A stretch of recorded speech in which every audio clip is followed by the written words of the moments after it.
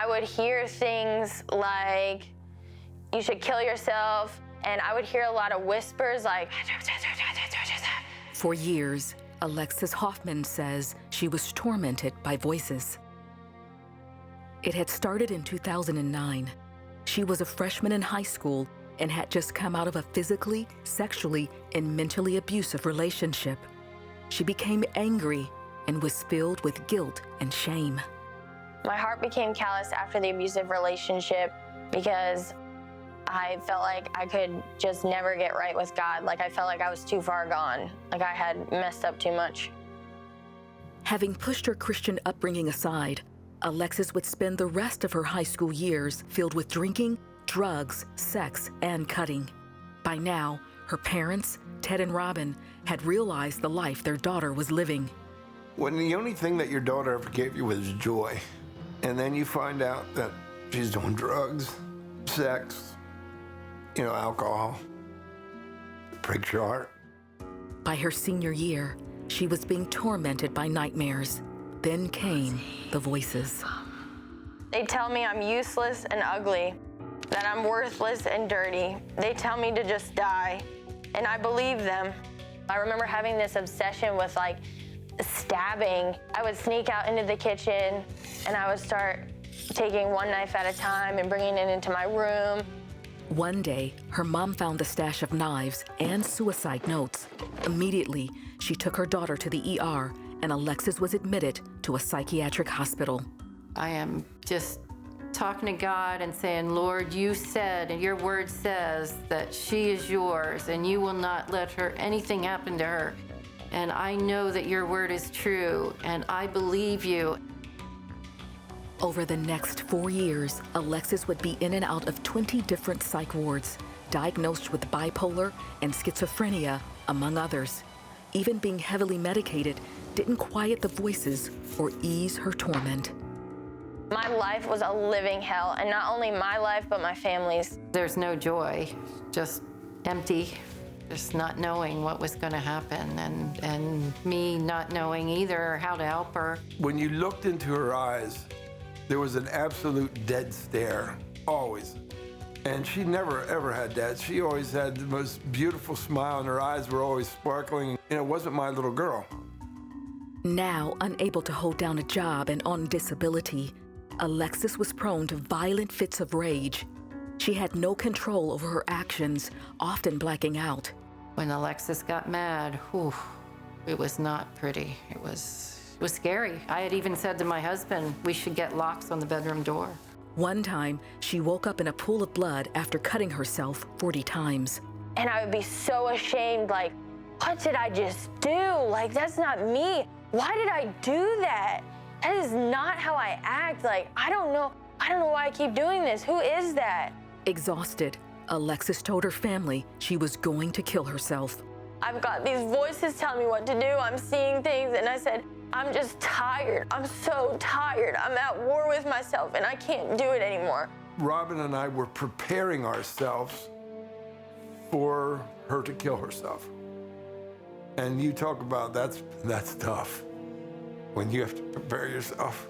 The next day, Robin took Alexis to a healing conference where Pastor Todd White was ministering. Alexis went to the altar. I thought to myself, these meds aren't working. These doctors can't help me. And I said a prayer to God. I said, God, if you're real, then I need you to show up, and I need you to show up in a big way. And if you don't, I'm killing myself tonight.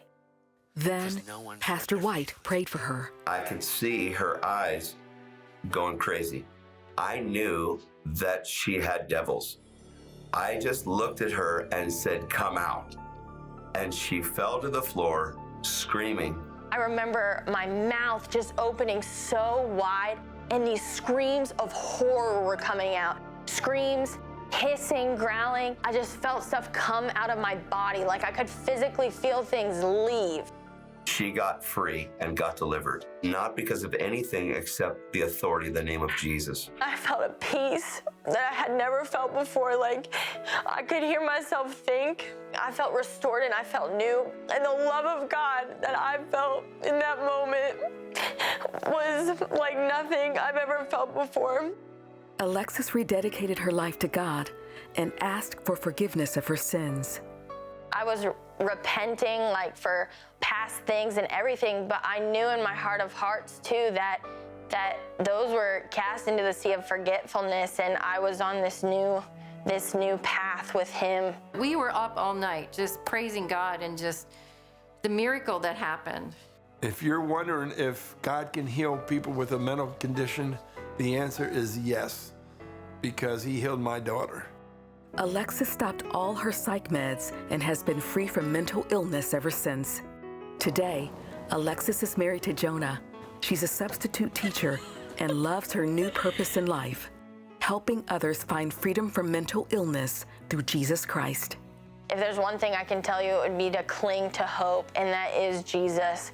Keep going to him. Don't get tired or weary of going to him. He's the only solution to your problems. Hear that truth today and cling to that truth that Jesus is the only solution, the true solution to your problem. Yes, doctors can help. Yes, medication can help. But ultimately, if we don't have Christ at the center of our lives, we will be thrown from left to right by the ways of this world, our own flesh, our own thoughts, the enemy, the adversary of our souls who just feeds us lies.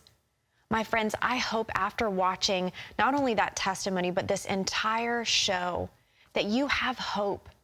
There is a God who loves you and who wants you to be free from bondage, mental illness, anxiety, depression. It is for freedom that Christ has set us free. He wants you to be free today. All you have to do is say, yes, God, I want you in my life. That's a simple prayer. Pray what Alexis prayed. God, if you're real, show up, and he will show up for you. If you guys need prayer for anything at all, maybe prayer to do that, to give your life, to surrender to Jesus, or prayer for anything at all, we have a prayer center that's open literally 24/7. It would be our honor and our privilege to pray for you. So give us a call, 1-800-700-7000. Hey everyone, I'm Ashley Key. Thank you so much for watching this video. Be sure to like, subscribe, and hit the notification bell so we can reach more people with encouraging content like you just watched, and so you never miss a beat. See you next time, and God bless.